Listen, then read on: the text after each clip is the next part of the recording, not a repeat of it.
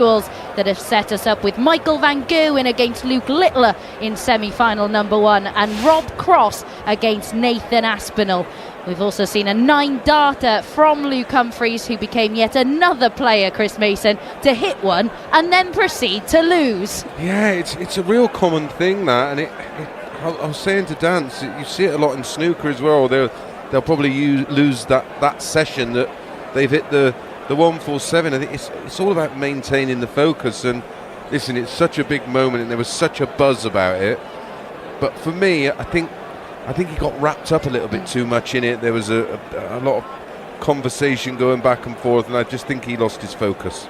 Yeah, and full credit to Rob Cross as well, because he responded with an 11-dart leg of his own. Really, really impressive. You are listening to Premier League Darts live on talkSPORT 2 in partnership with Village Hotels, with 33 locations across the UK. Visit villagehotels.com. But we're going to focus on semi-final number 1 first. Astonishingly, Michael van Gerwen not won back-to-back games in any tournament since the World Championship. In the Premier League alone, though, we have seen him kick off night with really spectacular performances. Why hasn't he been able to back them up in the semi-final? I think it's twofold. One, he's coming up also against a player who's won a game, and I just think the level, and maybe years ago he could have got away with a 95, 96 average. We've still seen him, as you say, pile in big numbers, but not back them performances up. What tends to happen is he'll have sort of a 94, 95, and listen, at this level in the semi-final of the Premier League, and you're running into a group of players that, you know, their ceiling is equally as high as his, and I think that's just where his game is now. There's just a lot of inconsistencies in there, and his Achilles heel is that vulnerability, which we never used to see because he was the dominant force. Yeah, I was going to say, the vulnerabilities, that is the key word. But we saw it in the World Championship final, and we've seen it already a number of times this year, of course, against Rob Owen at the UK Open as well. But when he starts missing doubles at the start of a match now, he doesn't seem to find a way into the match, whereas previous years he would have maybe missed a few darts in the opening leg, but he would have found a way to get back on top. Very much like what a Luke Littler does now. It doesn't carry over into the next leg or even the next visit, and that's something he's not been able to shake off. And it's very, Pricey's the same. Yeah. If Pricey starts, what's he call it, bombing doubles, then he will do it throughout the match, and more often than not lose that game. And the worry here is for MVG, and we're talking about winning those back-to-back matches.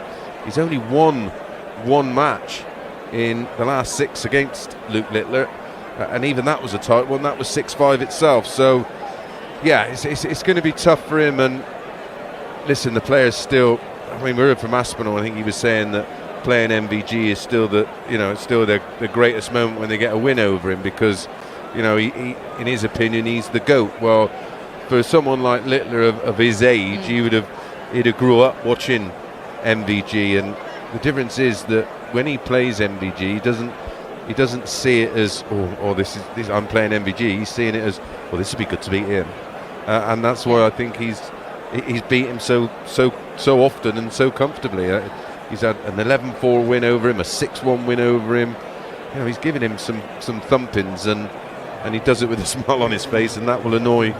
Listen, MVG loves being in the limelight, doesn't he? He loves that spotlight on him, and that's been taken away. And again, I think that's another element that's affected his game, because there's another new kid on the block.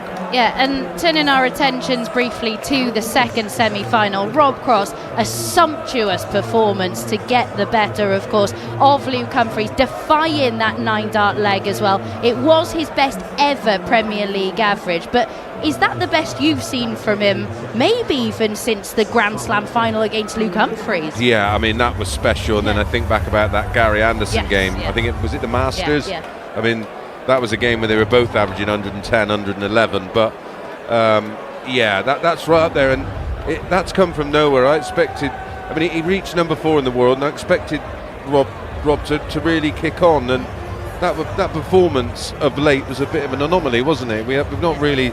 I certainly didn't expect it. I thought he'd have too much in the locker to beat for Bunting, and especially with Bunting being on at the foot of the table with no points, what that does to you is it becomes mentally draining. But listen, I know it's early. We're in week 5, but I can't see Bunty getting out of that bottom now. Yeah, it's a really tough school, isn't it? Because Stephen Bunting came here looking for his first couple of points of this Premier League campaign, his first campaign in a decade.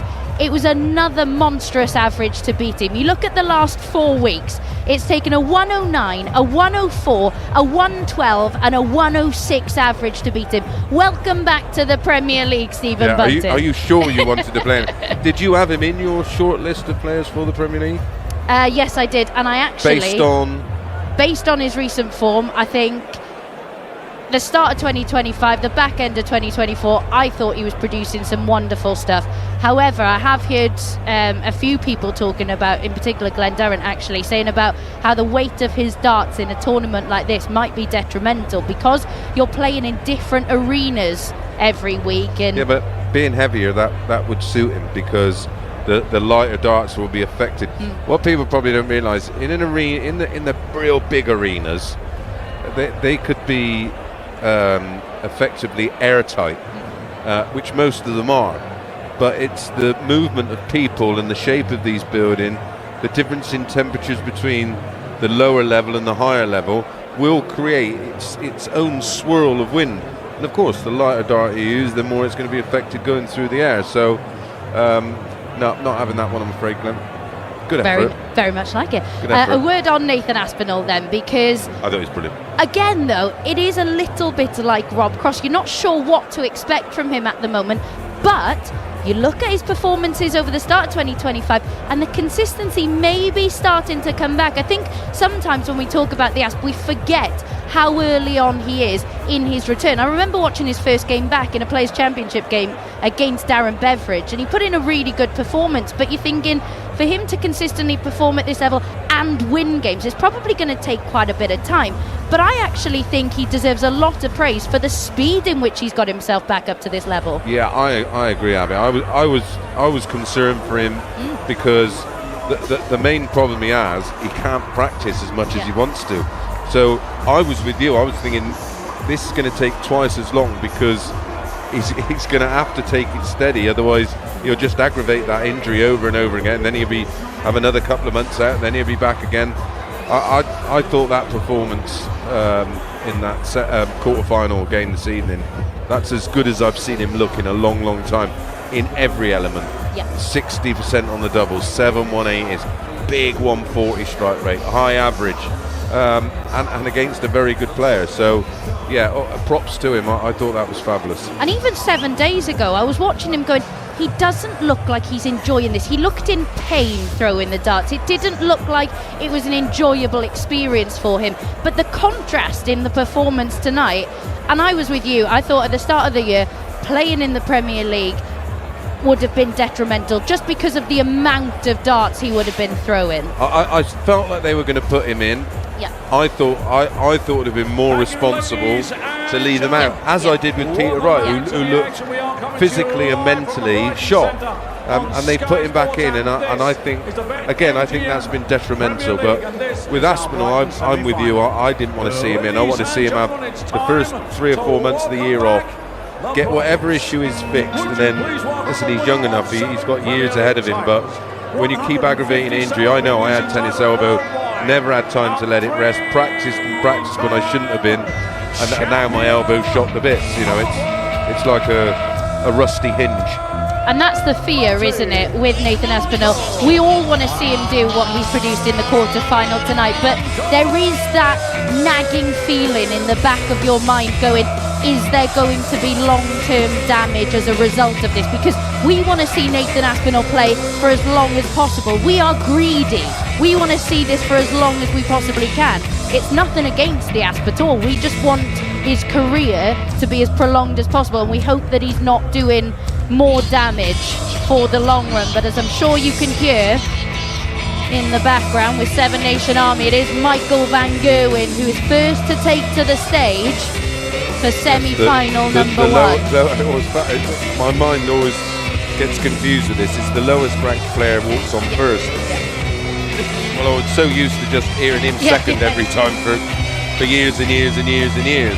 I think that is something that took a little while for him to get used to. I think it used to irk him quite significantly, and irk him is as polite a term as I can use. It really used to get to him. I've definitely noticed on ITV a few times when he's been late coming out because he's thinking, I've got another 2 minutes. Yeah. Oh no, I've got to walk first. Yeah. No, I think it's definitely something that annoyed and frustrated the Green Machine. But I backed Michael van Gerwen before a dart was thrown.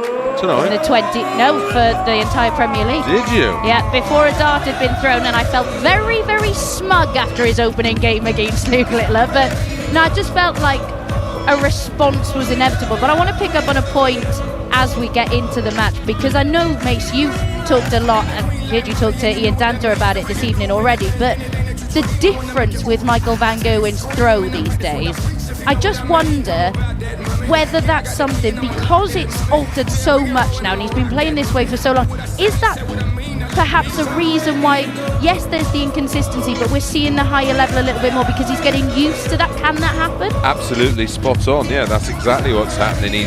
He's adapting to the way. A lot of the time when that wrist starts to break, you do it subconsciously. You don't, and then I did it, and then it was too late. And no matter how much I tried, and how much I practiced, and I literally hour after hour, I couldn't stop doing it. And then it, like I say, it's just the time it takes to get used to it. But the problem he got, and everybody else has, who has one of those closed grip type wrists, is you can't open the hand quick enough. And then what you're trying to do on the fly is elevate the dart, and then you'll start seeing the shoulder come into it, and then you'll start seeing the balance changing. And you can't remember, for him, who was one of the most dominant players in the history of our sport, I'm amazed he doesn't get more frustrated than he does, because he does get upset. He's a proud fella, and an incredible talent. Well, outside of Taylor, we've never really seen the lights until Littler came along, because of course they were similar ages when they made a massive impact. And he does demand such a high level of himself, Michael van Gerwen.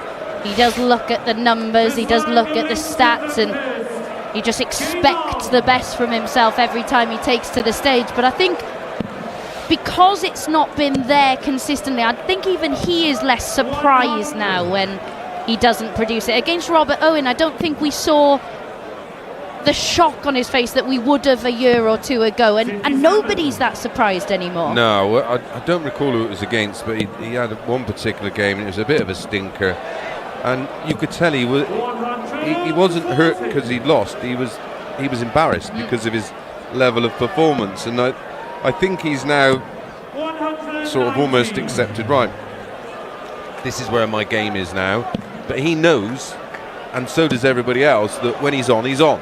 When he gets it right and everything clicks, he's still got potential to win titles. But the longer it goes without one, the less likely it is to happen for me.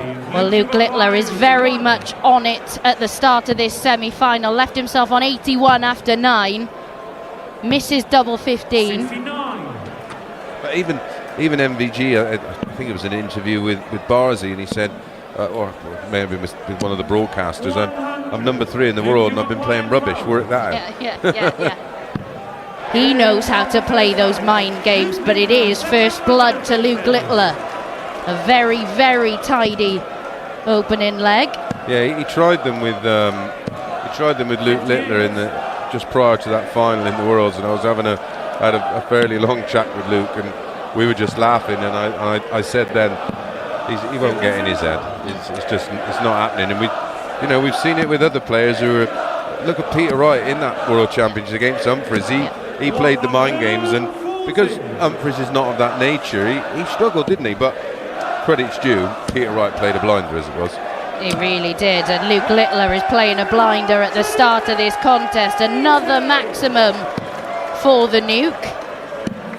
And it's interesting, isn't it? We often talk about rivalries in this game, and everyone's got a bit of a rivalry, but we talk about Luke against Luke, and how for Luke Humphries, I think Littler in many ways keeps the game fresh for Humphries, but I'd love to know how MVG sees his rivalry with Littler, because I think it started as, I want to remind this teenager that I'm the, oh no, I can't do that, I'm not in a position to remind him. So when you're seeing that kind of slip away, I wonder how he now sees this rivalry. Well, in the early, he lost his first game to him, didn't he? 8-5 in the, wow, lovely 110 from MVG, keeping himself in the contest even in the early stages. But then he sort of put him in his pocket, didn't he? And he beat 3 on the spin, and I think that's exactly what you're saying, Evie. He was all right. Well, hang on a minute. Yeah. Don't get carried away, young man. Yeah, that's exactly what he was doing, and exactly what he said to Littler with that 110 there, because Littler was on 72 and ready to pounce if there had been any errors from the green machine. But we are one apiece here on talkSPORT 2 and on the talkSPORT YouTube channel. Yeah, and I don't think this is a coincidence. He lost 1, then won 3 against him, then lost 3 against him, then won 3 against him, then lost 4 against him, and then they're one apiece in their last 2. So when one gets the better of the other one, they tend to go on a bit of a run. They tend to own them. Got them in their pocket. Luke Littler, 86 points away. Now wants double 16. Beautiful killer blow from Luke Littler. Just pop finish. Yeah, this is living up to everything that we wanted it to be. In terms of averages, well, I'm just checking it's right, Abby. I'm just checking it's right. 101 for MVG and 120 for Littler. Yeah, there'd be a decimal place in a different point if that was me, to be honest. That's how good this is getting. Yeah, this is special. This is very, very good. Backs up the max with 95, but this is on the MVG throw, so this is the first moment we're seeing one of the players make a little bit of a move, and what he's doing here is he's forcing the hand of Michael van Gerwen, and we're just seeing the throw break down. Yep. That was a perfect example of not being able to open the hand quick enough. And it's interesting as well, I always think this is where Michael van Gerwen starts switching and starting downstairs, which we've already seen from him in this game. We saw the opening couple of weeks, he was staying predominantly on the treble 20 bed, but already he's changing things up in this match. But it's Luke Littler, wants a 167. He's not going to go for it, just sets it up there, teased us, but opted That's to... the right play, yeah. and again, it's that level of maturity, comes back, tops after 12, break a throw, 3-1 lead, on throw in the next leg, 3-1 can be quickly become 4-1, and MVG's out of the game. Littler finds double 10 with his last dart, again, cool as a cucumber, under massive pressure. Well, not that he understands pressure, I don't think. But I think even Michael van Gerwen, because he's not used to being in a situation where he's not on a finish when someone's on a 167, he'll be going, why didn't you go for it? That's disrespectful. Yeah, he almost looks confused, doesn't he? He's like, what's happening here? And he's actually berating himself there as he had an opportunity with Littler starting with 60. MVG only hit 57, and now Littler's back in the treble 20 areas, down to 306. Leads 3-1. MVG with a shocking deflection. Only a 125 in the end. Should have been more. Yeah, Michael van Gerwen looking to make his first nightly final of the 2025 Premier League. Well, that would mean he'd have to win back-to-back games, and he doesn't do that. Hasn't done it since the World Championship. I know he's not played in all the Players' Championship events, but when you look at the World Series and Premier League nights, he's played a lot of darts. Yeah. A lot of darts. Enough to win back-to-back games. And that Robin Owen defeat and the nature of that defeat, that would have hurt. Well, single 19 leaves 91. Looked for the 51. Then looked for the 54 and didn't find any of them. So a chance for MVG. 103 for break back. Single 19 leaves 84. Went for treble 20 for double 12, but it's only a single and then a single 7, missing even a big 16. Sloppy stuff from Michael van Gerwen. But Luke Littler misses tops and tens, allowing MVG back to the board. Now he's got 2 at tops. Just steadies himself. Knows this is a huge moment to break back. Double 10 now, and he does find that target. Only just, nowhere near where he was aiming, that's for sure. He didn't know too much about that one. And a little nod of annoyance from Luke Littler, because that is one that certainly got away. Yeah, it is indeed. At the moment, 15 points in the averages between these two. MVG down at 90. And again, how often did we see that? I mean, like it just wasn't a thing in his game, but we just see it way too much. And you're not going to get away with it. Never mind at this level, you're not going to get away with it at Pro Tours. Absolutely not. And it speaks volumes. We're 5 legs into this match. And Michael van Gerwen, it's a good job we don't speak Dutch at the moment, because I think he might be getting a phone call off the DRA. MVG, the only 2 legs he's had darts at double, he's won them both. Yeah. Finds a match there. His first of the match. Littler, nearly backs him up with one of his own, but he's down to a finish of 126. MVG back on 192. Treble 20 is followed with a treble 5 and then back in the treble 20. So it does leave 57 if the 126 doesn't go. Oh, and within the width of a wire, you could hear that clip in the bullseye from Luke Littler. The weight of dart was absolutely perfect. Double 10 now for MVG. This time, doesn't get away with it. So 5. Littler understandably leaves himself on double 10, but 2 more misses at that segment. He's certainly not as prolific on double 10 as he was a couple of months ago. We saw it at the UK Open, but Michael van Gerwen misses all 3 at double 5. And again, it's everything that we've been talking about, Abby. That vulnerability, that's a long way off from Littler, but does make the adjustment. Looks to the heavens, leads 4-2, has the throw in leg 7.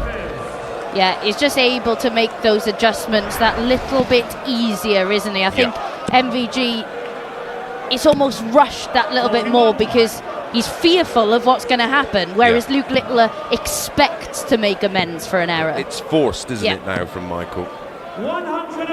Trying to rush to get it over and done with, get it out of the way. Yeah, in this one he's already missed, having 9 darts with a double, Littler, but still has an average of 100. Answers on a postcard. Just crazy numbers, aren't they? We saw something similar at the UK Open at the weekend. Yeah, that was staggering. I had to sit down and do the average myself, old school. So many times you just laugh at what he's doing because we've just not seen the like before. 63. Michael van Gerwen, is this going to be another week where he gets that slow trickle in of points? Luke Littler on 180. Ooh. Wow. He very nearly bust. He moved the right just to try and dink one over the top. It caught the flight, and lucky for him, it just deflected out the board. He's lucky that bounced out because he could have been back on 180. But it is 60, so he's moving across again, having to shuffle across to get through to the tops bed. He does so, shaking his head though. Well, I think he tried to throw a flatty, didn't he, on the single 20. But when he went treble 20, treble 20, he sort of give himself a, get in. And then nearly went all Pete Tong. Yeah, the flatty didn't really do its job there, did it? The Daryl Gurney flatty. Actually, we're just seeing a replay of the dart going tops. It actually caught the flight on the way in. It just had enough energy to hold in the tops. Yeah, very nearly a hindrance for Luke Littler. Well, not much is a hindrance to his game at the moment. A reminder coming up after this one, Rob Cross against Nathan Aspinall, who were both phenomenal, to use one of MVG's words, in their opener. You're talking about the evolution of throws, and Well, I've noticed with Littler over the last couple of years, he's got a couple of variables of his throw, hasn't he? There's one where there's a bit of a pause in it. There's one with a little bit of a longer pull back. There's the normal one which we're seeing tonight. There's also one that's got a bit of a loop in it. Yeah, you see it as he looks for 84 for the match here, and he gets it done on double 12. Another pop finish from Luke Littler to make it through to another weekly final, getting the better of mighty Michael van Gerwen by 6 legs to 2. 36% checkout success. MVG just the 8 darts at the outer ring, converting 2 of them. There was that 110 in there that looked like it was keeping him involved early on in the tie, but a 90 average from him. Luke Littler, another average in excess of a ton. And Chris Mason, just picking up on that point that you made about Luke Littler's throw, he's been asked about it. He does it on the Pro Tour all the time. He says, it's because I want to explore. I want to have a little bit of a risk involved. And I quite like that. Yeah, well, he was very much like that down at the Super Series. As you know, you've seen him down there yourself. I remember one day he was using his dad's darts, wasn't he? And he put his dad's dart shirt on, and then another time he was trying to do every ball combination finish on the planet. And I think when you got that much talent, it's just something to stimulate you. But yeah, lovely performance, 106 average, which shouldn't be allowed when you have that many missed darts at a doubles. I think that should be illegal in our game. It's just not cricket, is it? But hey, we got a fabulous second semi-final coming up, and another real tough one to call. But I really did like the look of Rob Cross so far tonight. Yeah, a few minutes away from finding out who is going to be taking on Luke Littler in the final in Brighton. Will it be Voltage Rob Cross, who averaged in excess of 111 in his opening match of the evening? He takes on Nathan Aspinall, who also produced some greatness when he took care of the bullet Stephen Bunting by 6 legs to 2. So make sure you come back and join myself and Ian Danter to see how that semi-final unfolds in just a few minutes.